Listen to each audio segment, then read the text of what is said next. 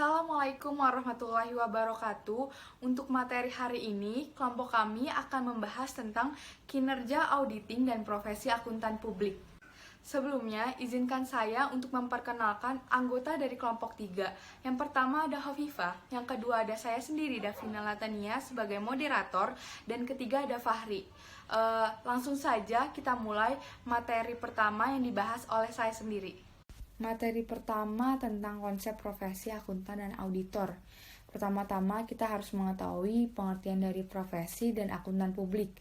Profesi berasal dari kata Latin, profes, yang artinya pengakuan atau pernyataan di muka umum. Sedangkan akuntan publik adalah akuntan yang telah memperoleh izin dari Menteri Keuangan untuk memberikan jasa akuntan publik di Indonesia. Ketentuan mengenai akuntan publik di Indonesia diatur dalam Undang-Undang Republik Indonesia Nomor 5 Tahun 2011 tentang akuntan publik dan Peraturan Menteri Keuangan Nomor 17 per PMK 01 per 2008 tentang jasa akuntan publik. Yang kedua ada perizinan akuntan publik. Izin akuntan publik dikeluarkan oleh Menteri Keuangan dan berlaku selama 5 tahun atau dapat diperpanjang. Baik, terima kasih kepada moderator yang telah mengizinkan saya untuk memaparkan materi selanjutnya. Materi selanjutnya yaitu dasar-dasar auditing dan profesi akuntan publik. Yang pertama, terdapat kinerja auditing. Beberapa definisi yang menjelaskan pengertian kinerja audit. Di antaranya, auditing sebagai proses.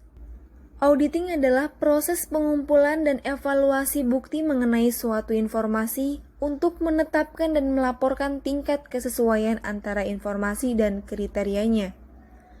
Oleh karena itu, auditing hendaknya dilakukan oleh seseorang yang kompeten dan independen.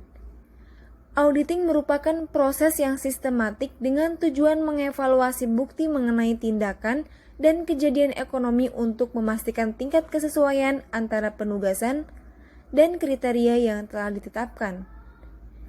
Kemudian, hasil penugasan tersebut dikomunikasikan kepada pihak pengguna yang berkepentingan. Auditing sebagai pemeriksa. Pemeriksaan adalah proses identifikasi masalah, analisis, dan evaluasi yang dilakukan secara independen, objektif, dan profesional berdasarkan standar pemeriksaan. Tujuan pemeriksaan adalah untuk menilai kebenaran, kecermatan, kredibilitas, dan keandalan informasi mengenai pengelolaan dan tanggung jawab keuangan negara. Auditing sebagai penilai. Audit internal adalah penilaian yang sistematis dan objektif yang dilakukan auditor internal terhadap operasi dan kontrol yang berbeda-beda. The American Accounting Association Committee on Basic Auditing Concept mendefinisikan auditing sebagai proses sistematik pencarian dan pengevaluasian secara objektif bukti mengenai asersi tentang peristiwa dan tindakan ekonomis untuk meyakinkan kadar kesesuaian antara asersi dan kriteria yang ditetapkan, dan mengomunikasikan hasilnya kepada pemakai yang berkepentingan. 2. Unsur-unsur kinerja auditing. Menurut Mulyadi, audit mengandung unsur-unsur berikut. A. Proses sistematis. Artinya, audit merupakan suatu langkah atau prosedur yang logis, berkerangka, dan terorganisasi. Auditing dilakukan dengan urutan langkah yang direncanakan, terorganisasi, dan bertujuan. B.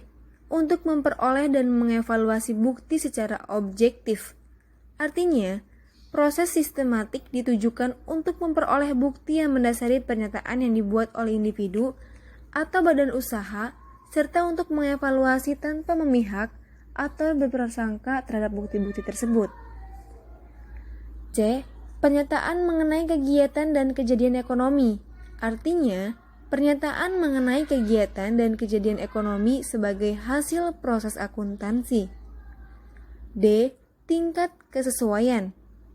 Artinya, pengumpulan bukti mengenai pernyataan dan evaluasi terhadap hasil pengumpulan bukti tersebut untuk menetapkan kesesuaian pernyataan dengan kriteria yang telah ditetapkan.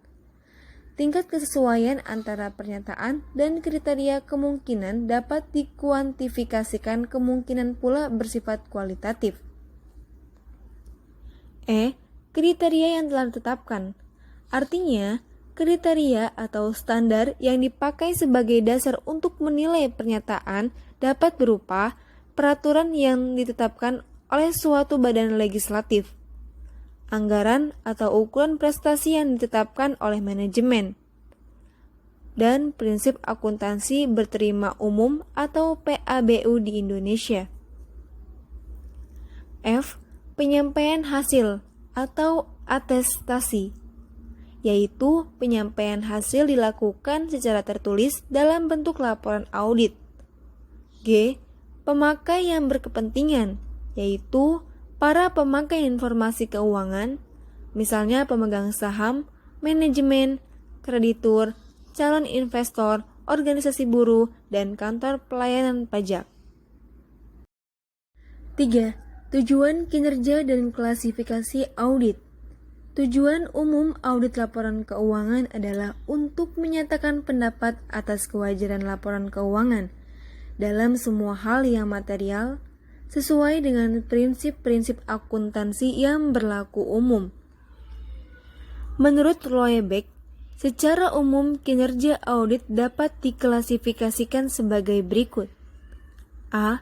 Kelengkapan atau completeness, yaitu untuk meyakinkan bahwa seluruh transaksi telah dicatat atau ada dalam jurnal secara aktual telah dimasukkan.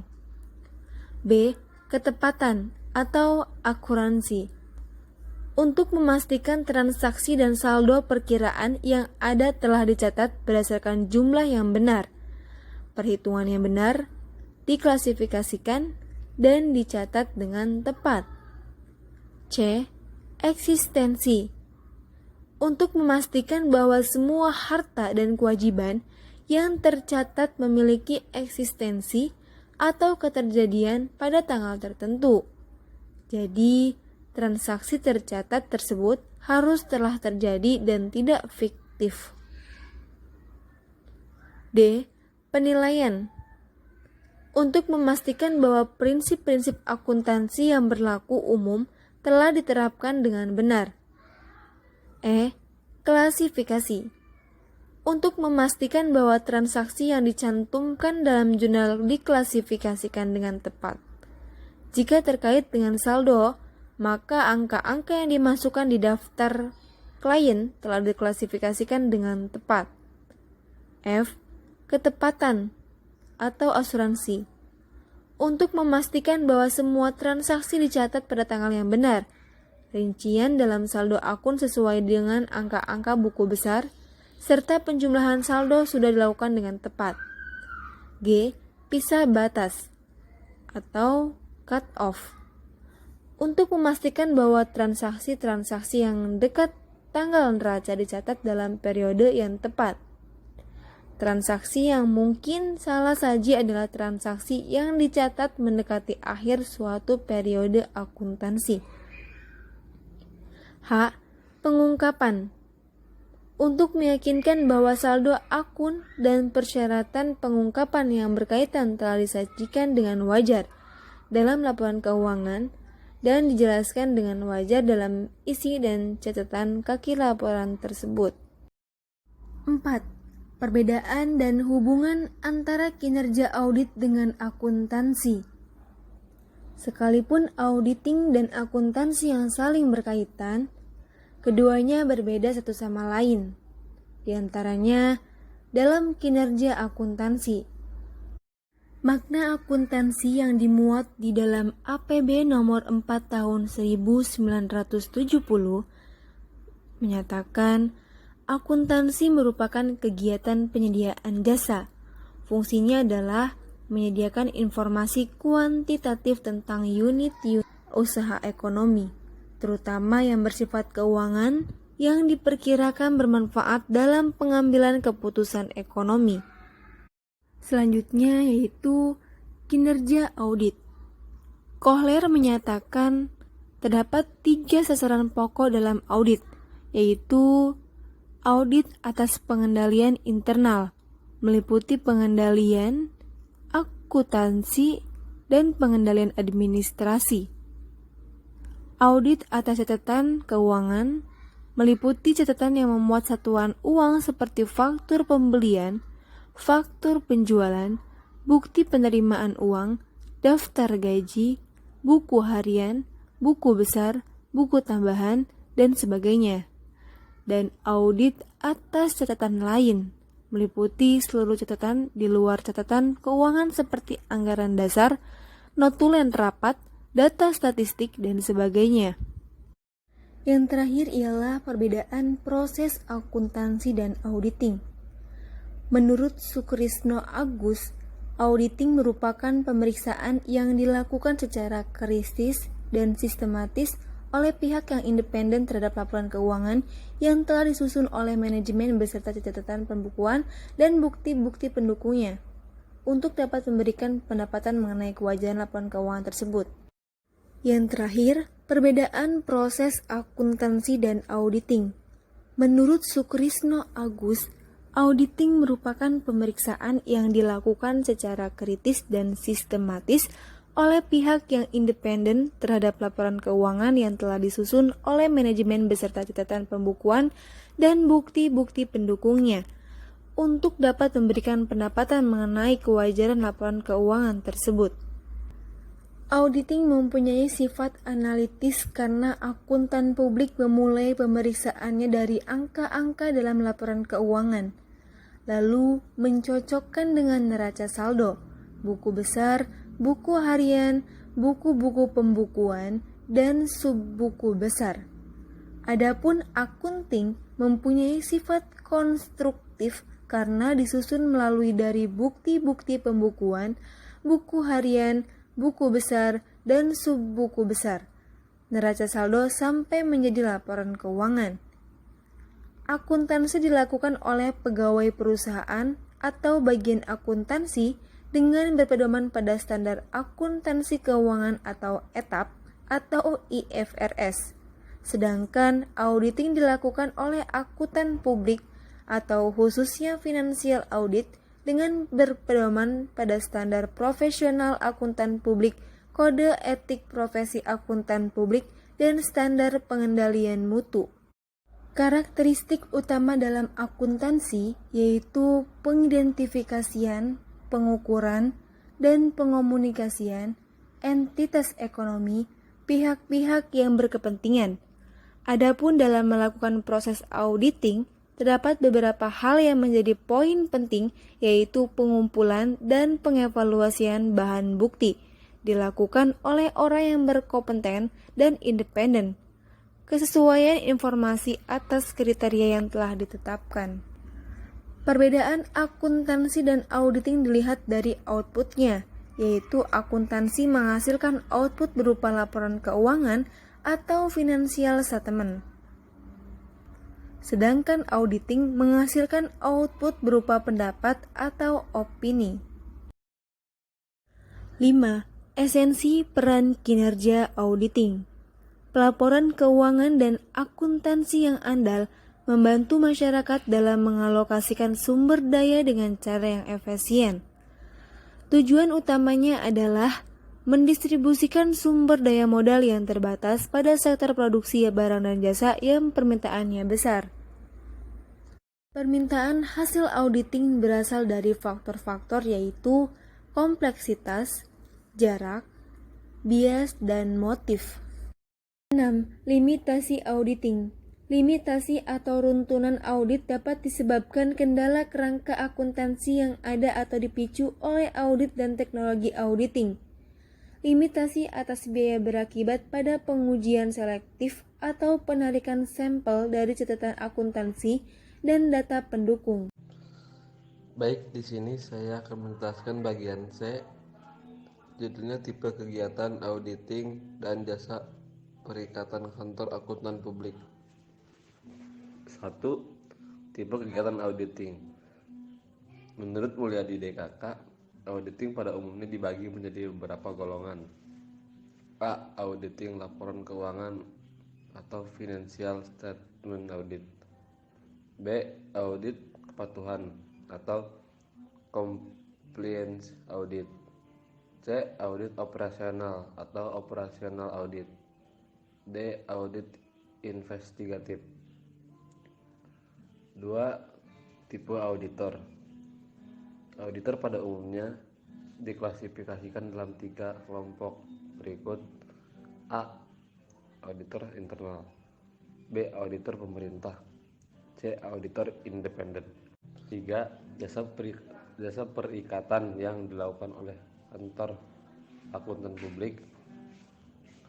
Menurut International Federation of Accountant Profesi, akuntan publik menghasilkan berbagai macam jasa bagi masyarakat yang dapat digolongkan dalam 3 kelompok berikut. 1. Jasa asuransi. 2. Jasa atestasi. 3. Jasa non-asuransi. Seri terakhir, organisasi kinerja kantor akuntan publik. Yang pertama ada kantor akuntan publik. Kantor akuntan publik dapat diorganisasikan sebagai praktis perseorangan atau firma dalam kewajiban terbatas atau badan usaha profesional. Selain itu, kantor akuntan publik dapat pula berpraktik sebagai anggota dari badan usaha profesional ataupun firma dengan kewajiban terbatas, limited liability partnership, atau badan usaha dengan kewajiban terbatas, limited liability company. Kedua, organisasi kantor akuntan publik. Kantor akuntan publik dapat digolongkan dalam 4 kategori. Yang pertama, kantor akuntan publik lokal.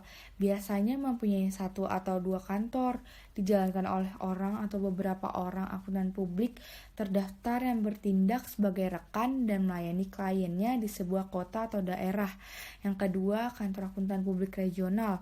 Banyak kantor akuntan publik lokal yang menjadi kantor akuntan publik regional dengan membuka kantor cabang baru di kota lain dan memperbanyak staf profesionalnya.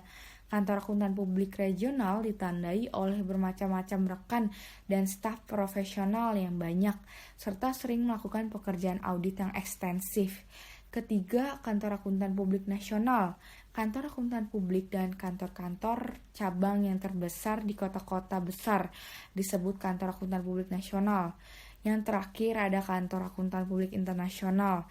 Adalah kantor akuntan publik yang sangat besar yang mempunyai cukup staf dan sumber daya untuk mengaudit perusahaan raksasa.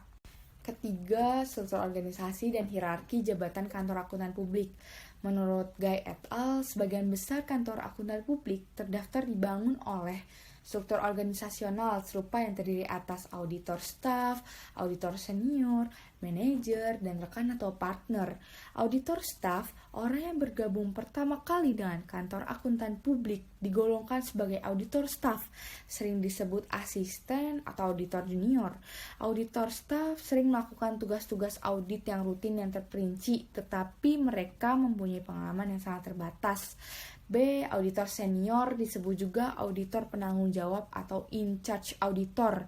Adalah auditor yang memenuhi syarat untuk memikul tanggung jawab atas perencanaan dan pelaksanaan audit serta menyusun rancangan laporan auditor yang akan dikaji ulang dan disetujui oleh manajer, auditor, dan partner.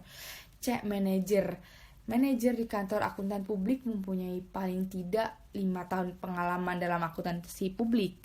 Manajer bertanggung jawab pula atas penentuan prosedur audit yang diterapkan untuk audit tertentu dan menjaga standar pekerjaan lapangan yang seragam. D. Rekan atau partner. Orang-orang yang memiliki kantor akuntan publik. Mereka mengemban tanggung jawab penuh atas kegiatan kantor akuntan publik dan praktiknya, serta memegang peran utama dalam mengemban klien.